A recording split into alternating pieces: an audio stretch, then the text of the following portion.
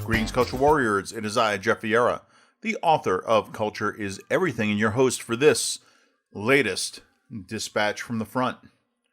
Good news of some reversals here in the business world lately. Pandemic strongly implicated. First story here is from USA Today by Kelly Tycho. Steinmart to close all stores in bankruptcy amid COVID-19 pandemic. Liquidation sales expected to start soon. Off-price retailer Steinmart is the latest in a long list of businesses to file for bankruptcy protection amid the coronavirus pandemic. The Jacksonville, Florida-based retailer said Wednesday it plans to close a significant portion, if not all, its brick-and-mortar stores and has launched a store closing and liquidation process, according to a news release announcing the Chapter 11 bankruptcy filing. The company operates 281 stores in 30 states, and all stores will continue to operate during the Chapter 11 process. It has 9,000 employees.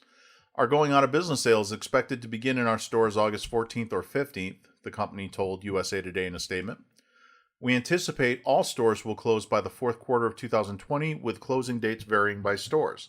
The company is evaluating alternatives, including the potential sale of its e-commerce business and related intellectual property. The combined effects of a challenging retail environment coupled with the impact of coronavirus pandemic have caused significant financial distress in our business, CEO Hunt Hawkins said in the release. The company has determined that the best strategy to maximize value will be a liquidation of its assets pursuant to an organized going out of business sale. Department stores and apparel retailers have been grappling with declining foot traffic for years, but the impact of the pandemic has led many retailers to accelerate store closing and bankruptcy filings. As many as 25,000 stores could shutter this year as businesses continue to feel the impacts of the pandemic, according to a recent report from Coresight Research. Steinmart's bankruptcy is one of many steps the company has taken to remain viable. The publicly traded company's board agreed in January to be taken over by a private company, but that deal with Kingswood Capital Management was put on ice when the pandemic threw the business world into turmoil. Company stock price has fallen throughout the year, dropping from 67 cents when the year started to 29 cents on Tuesday. Stock fell Wednesday to 17 cents. The company said in June it had landed $10 million in aid through the federal Paycheck Protection Program, but the business acknowledged this week that it laid off a number of employees at its South Bank headquarters. The company, which was founded in Mississippi in 1908, became a regional retail power in the 70s and had grown to more than 10,100 stores in the 90s, but has struggled like many retailers as the shopping environment has changed. Similar story here. This is from Yahoo by Brian Sawsey. Toss another retailer into the grave. Steinmart, a 112-year-old discounter, filed for bankruptcy on Wednesday and will look to close most of its nearly 300 stores. The company cited significant financial stress brought on by the COVID-19 pandemic for its decision. It's getting outright ugly in retail ahead of the critical fall shopping season. Earlier this month, Lord & Taylor, the oldest U.S. department store founded in 1826, filed for Chapter 11 bankruptcy protection after being crippled by COVID-19 store closures. The company was purchased for $100 million from Hudson's Bay by fashion startup Le Tote in 2019. Le Tote also filed for Chapter 11. Lord & Taylor has 38 stores to its name. Men's Warehouse owned Tailored Brands also filed for Chapter 11 this month. The company said it had received $500 million in debtor-in-possession financing from existing lenders. It was just several weeks ago when Tailored Brands said it would close 500 of its 1,500 stores and cut 20% of its workforce. Meantime, Ascena Retail Group, the owner of Ann Taylor and Lane Bryant, finally filed for bankruptcy protection in late July. The company, which has been circling the bowl for years, will look to the courts to help it shave $1 billion in debt. But it's likely the retailer will be far slimmer post-bankruptcy than its current 2,800 store count. Regional Taylor Paper Store filed for Chapter 11 in July as well. The operator of 86 stationery and card stores in the Northeast said it's looking for a buyer. New York and Company parent company RTW Retail Wins also filed for Chapter 11 bankruptcy protection in July after years of growing irrelevance in malls. The women's apparel company, which changed its name to The Bazaar RTW Retail Wins, as part of a rebranding in 2018, operates 378 outlet and mall-based stores across 32 states. It may close all of its stores as part of the filing. The combined effects of a challenging retail environment coupled with the impact of the coronavirus pandemic have caused significant financial distress on our business, and we expect it to continue to do so in the future. As a result, we believe that a restructuring of our liabilities and a potential sale of the business or portions of the business is the best path forward to unlock value. I would like to thank all of our associates, customers, and business partners for their dedication and continued support through these unprecedented times, said RTW Retail Wins CEO Seamus Toll in a statement. Indeed, it has been a brutal time for retail amidst the pandemic. Brooks Brothers filed for bankruptcy in July too. It has been dealt a twin blow to its finance from closed malls and a shift away from preppy clothing. On Wednesday, the company was sold to the duo of Authentic Brands Group and Simon Property Group for $325 million. GNC has walked through the death's door after knocking on it for years. The 85-year-old vitamin seller filed for bankruptcy in late June after years of battling waning sales and a debt load north of $1 billion. GNC plans to shutter up to 1,200 stores across the U.S. The company operates more than 5,800 stores. Fellow mismanaged mall dweller JCPenney said in June it will close another 13 stores as part of its recent bankruptcy filing. The company told courts in May it would shutter a total of 250 stores by the end of summer 2021, leaving it with a shade under 600 locations. The company has reportedly received a $1.75 billion offer from Sycamore Partners, which is allegedly keen to close down JCPenney stores and slap them with the Belk name, another department store the private equity firm owns. Amazon is also reportedly eyeing buying JCPenney stores and turning them into fulfillment centers. To be sure, 2020 is shaping up to be one of the deadliest ever for the former icons of the mall and various shopping centers. The pandemic has kept stores closed for a month and sent sales for the sector into a tailspin. With consumers only slowly venturing back to stores after months of being quarantined, retailers are being faced with the reality they need fewer stores open, or should no longer be in business at all. Some companies are just not going to survive this, says McGrail, who is the COO of one of the world's largest asset disposition and valuation firms, Tiger Capital Group. It's McGrail's team, which often includes store associates of a stricken retailer, that hangs the everything must go signs and works to fetch top dollar on fixtures and other inventory. McGrail declines to say which retailers have been calling them up for asset appraisals, except to note the names wouldn't be any big shock. Such is the current life for McGrail and others in the retail bankruptcy and restructuring fields. In talking to a host of experts, one thing is abundantly clear. A thunderstorm of bankruptcies in retail are about to rain down on Wall Street thanks to the aftershock of the coronavirus. Once formidable retailers such as Neiman Marcus filed for bankruptcy in May will either vanish entirely or emerge from bankruptcy with 75% smaller store networks. Those retailers that somehow manage to avoid bankruptcy by way of creative debt raise or other restructuring will find the road ahead bumpy at best. While bankruptcies from Steinmart, Lord & Taylor, RTW Retail Wins, Ascena, and Brooks Brothers are headline makers, the fact is we haven't seen a stronger uptick in bankruptcies just yet for several reasons, experts explain. First, preparing for a structured entry into bankruptcy typically takes 2 to 3 weeks. Retailers were only thrust into the mass social distancing-driven store closures in mid to late March. Most held out hope they would reopen stores in April, which pushed off bankruptcy planning. Secondarily, even the worst-positioned big-name retailers still had enough cash on hand to move through April and May, especially with workers furloughed, that allowed executives to consider all options besides a headline-grabbing bankruptcy. And lastly, one of the benefits of a retailer filing for bankruptcy is to raise cash for creditors by holding store closing sales. That couldn't happen with state-mandated store closings. Now, all bets are off this summer as states allow malls and retailers to slowly reopen. The situation remains precarious at best, though, with COVID-19 infections rising again. It's reasonable to expect malls and stores are shut down. All right, there's a lot more to the story, so please feel free to read the rest of it by accessing the link on the site. But in response, I just want to call out a couple of quick things. First and foremost, quit saying it's because of the coronavirus pandemic. This is because of the lockdown. Period. The coronavirus was simply the excuse for the lockdown. There was no cause and effect tie, really, necessitating these unprecedented, never in our history lockdowns that are now creating so much havoc. They were able to stave off some of the economic consequences of it by throwing a lot of federal money at it. Okay? Furloughing workers, but giving them enough on the unemployment benefit between the federal and state benefit so that we didn't have the Depression era impact that so high an unemployment rate should have had.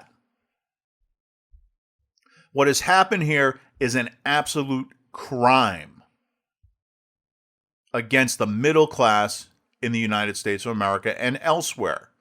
What you have here is a ruling class and a government class, a lot of overlap there, which has protected itself during this pandemic while completely devastating small businesses, the largest employer, particularly of the middle class, through a combination of not allowing them to open their doors. When they do open their doors, they have to operate under such restrictive rules that the revenue is very negatively impacted. And with the government amping up the hype over a virus that is of similar lethality to the flu we were already experiencing this year, such that people will not come out of the homes they've been locked in for long months. That triple threat is what has destroyed these businesses. And if you think that a business that has been around for 112 years like Steinmart is going to come back anytime soon, you're sadly mistaken. You're seeing whole industries devastated by this stupid lockdown plan. It's done nothing to prevent the damage wrought by the Wuhan flu here. Nothing. You can see the impact it's had by taking a look at Sweden, which, despite not having any lockdowns at all, has somehow managed to handle the virus much better than we have in the United States. You can see that where the lockdowns are the worst, the performance has been the worst. And now the economic consequences, the bill for this madness, is coming due in the form of bankruptcies and layoffs. We are in an absolute world of hurting because of our moronic, corrupt, socialist ruling class in this country.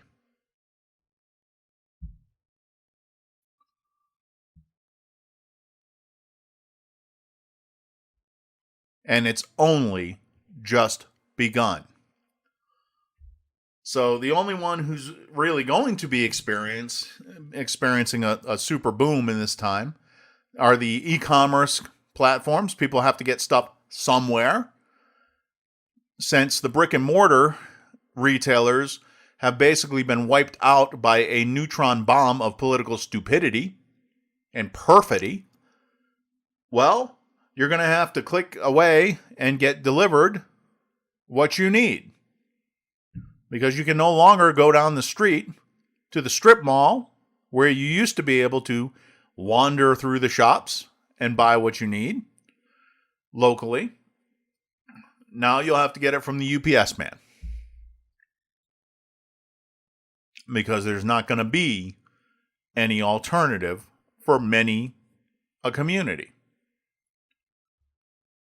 What happens to all those jobs? There were a lot of people who were stocking the shelves and serving the customers in these bankrupt businesses. What's going to happen to them? Well, I'll tell you what's going to happen to them.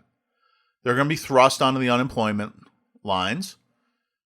You're already hearing from some states who are balking at paying 25% of the federal unemployment benefit in Trump's executive order, saying they don't have the money. Now, you would think they would have the money because these are by and large the same states that are defunding the police. So the millions upon millions of dollars they're saving on police protection, well, where is that going? It's the insurance company who are paying for the city businesses that have been burnt down. So they're not being built back up by the state. So where's that money going? Well, it's not going to be going to the people of the state, the middle class people in particular, who have just been wiped out, had their livelihoods stolen from them. So where is it going? I bet in the end we're going to find that it went to the salaries and the security details, because remember, a lot of these public officials were protected by the police. And so defunding the police doesn't mean they're going to get rid of their armed protection, is it? Why, there are riots out there. We can't do that. What it'll be done is their budget will be upped so that they can hire personal security details to make sure that their homes are not targeted by looters and rioters and the mob, to make sure that their persons are not affronted by the unwashed masses as they take their chauffeured vehicle to their place of business.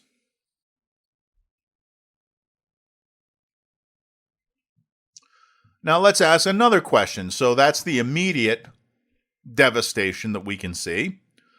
But what comes next? Well, what comes next is that a lot of these businesses brought in a lot of tax revenue for the local community, for the state in which those businesses do business. So what happens now that that tax revenue is no longer available? What happens to the consumer real estate industry? All those people who develop properties so that businesses can come in and rent them. What's going to happen? Are we just going to have more parking lots? Because there's no replacement for those businesses. Who on God's green earth would open a business right now? I had some franchise consultant chasing me this past week trying to get me to buy a franchise. And I finally had to say, look, I'm not an idiot. Who would buy into a franchise in this environment? Only an idiot. They're getting devastated left, right, and center.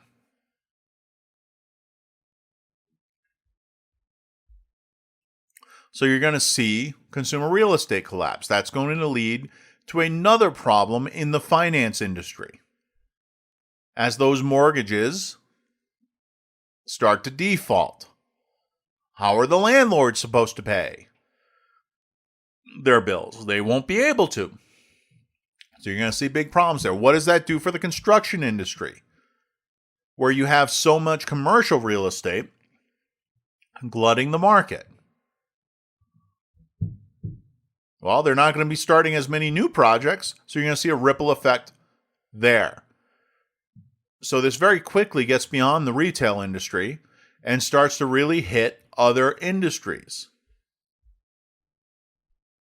You're going to see whole communities devastated as a direct result of this. It is the inevitable economic consequence of making it impossible to do business. So these morons that people keep pulling the lever for when they're allowed to vote keep putting in people who are utterly indifferent when they're not actively hostile to their interests. People who are above the economic devastation that they've caused. People who don't have to pay the price because their money comes from us.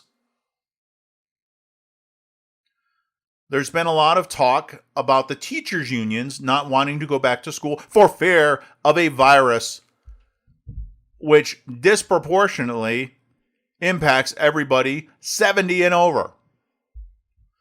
Where the average life years lived, I should say, at death for a coronavirus victim is higher than the average life expectancy. Where the children who've been negatively impacted by the virus have invariably had comorbidities and were not of the usual level of health that other children are. But we're going to keep the schools closed because the teachers want more paid vacation. That's what it comes down to. They live in the same bubble where they're immune to the other devastation that is destroying their community. But as long as they get more paid vacation, then it is a price well worth paying, isn't it? The price is paid by somebody else. As long as I got mine, who cares about anybody else? Well, they're going to start to care. We've already seen it in the periodic food shortages we've had. Why are we having food shortages? Because we only have so much capacity to produce food, whether that's meat, whether that's vegetables, and to get it where it needs to go. And so, as those companies fail, you're going to see less of their products available where you need it.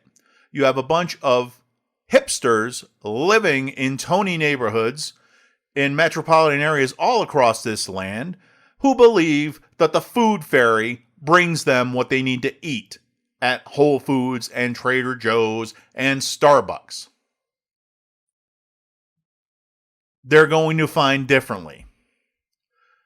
Most of these restaurants are due to close. I happened to be at a happy hour not long ago for a place that was in a very nice neighborhood in the Denver area. This was a place that in the summertime would be absolutely packed. I counted there was about 25 people in an establishment that had to be 5,000 square feet. How are they going to be able to survive? The answer is the longer this nonsense goes on, and in Denver, we have one of the most corrupt and nefarious governors that there exists out there. And he adds to his corruption and nefariousness an absolutely remarkable weakness, where he just does what the people in his party tell him to do from California and Oregon and Washington, because we're part of a multi-state compact against the citizens of Colorado. So there's no end in sight to the lockdown nonsense here. And the expectation is that businesses like that one I was at the other day, they should just feel grateful that they're allowed to open at all. And they should happily tolerate the incredible reduction in their amount of business and just thank their lucky stars that the dear leader that none of us voted for, in his infinite wisdom, allows them to have a little bit longer until they close their doors forever. You walk through some of these areas, and it reminds me a lot of what it was like visiting my childhood home after many years away and seeing how depressed the area had become. You can see the plywood over the windows, and that's really the number one tell. And all these places that you remembered frequenting, just going under one by one by one. It's a bit like those 80s slasher movies where you start out with a cast of about 15 or 20 young people out in the woods on a camping trip, having fun. And then you know over the course of the next 2 hours, it's going to dwindle until there's only one left. That's what it's like seeing that kind of blight strike the neighborhoods that you used to frequent in your youth. That's what we're seeing right now. And we're not talking areas that have been kind of Rust Belt areas that were depressed around a factory that closed. you're looking at every darn strip mall within a radius of your house. Devastated by these stupid, corrupt, evil people. There's no reason for any of it. And yet here we are. Here we are. So what are we going to do about it? Are we going to sit for the lockdowns continuing forever? Remember, when this started, we were told it was 15 days. Then we were told everything would be back up and open by Easter. Then we were told the 4th of July. Now we're looking at maybe the end of summer, but then that's going to be just in time for the second wave of this nonsense that they're forecasting. And let me tell you something. I've had the big bad Wuhan flu. And it was just a little bit worse than an ordinary flu. No big deal. So, if I had been given a choice as a free citizen of a free republic, of a free country, if I had been given the choice whether I wanted to lose my livelihood, a job I enjoyed doing at a company I enjoyed doing it for, with people I enjoyed working with. If I had been given a choice, if I wanted to lose my livelihood for this stupid virus, well, I would have kept right on working and I would have taken my sick days when I came down with the thing. Of course, I wasn't given that choice, and neither were you. Let me ask you this. When this started, it was proclaimed an emergency. At that time, we were told there were going to be millions of deaths in the U.S. The blessed model forecast 2.2 million deaths in the U.S. That's out of a population of roughly 336 million people. Since that time, we've learned that this virus is one heck of a lot less lethal and one heck of a lot more targeted than was initially believed. And yet, we've extended the lockdowns. And yet, we've insisted on more invasive prophylactic procedures against catching this cold. Originally, we were told we need to bend the curve down, meaning we need to lower the growth rate in the number of deaths from this virus. Well, that mission was accomplished early on, not least of which by the fact that the models were shown to be completely bogus. The work of incompetents, not experts. And so then the goalpost shifted. Then the metric was adopted that no, what we really need to do is prevent new cases. Now, how does that make any sense? You find out that the virus is less lethal than advertised. Our best estimate is, your chance of dying of this thing is about 0.04%. When you take a look at the rate of catching it and the rate of dying from it once you catch it and multiply those things together, right? 0.04%. So we find that out, and then we decide, no, we need to keep people from even catching it. So now you start looking at not just social distancing, but we need you all to wear a face diaper so that we know who's being obedient and who's not. And we need to continue to ban your right to assemble in your churches and pray to God for an end to this madness. And by the way, unless you're intending to go burn down your neighbor's business downtown, you are not allowed to assemble and protest this outrageous tyranny that's been put in place over us.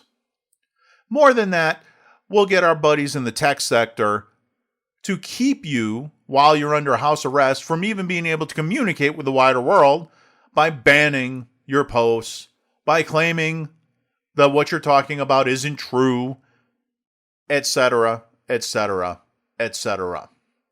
This creeping tyranny that has only had since mid-March to wreak its havoc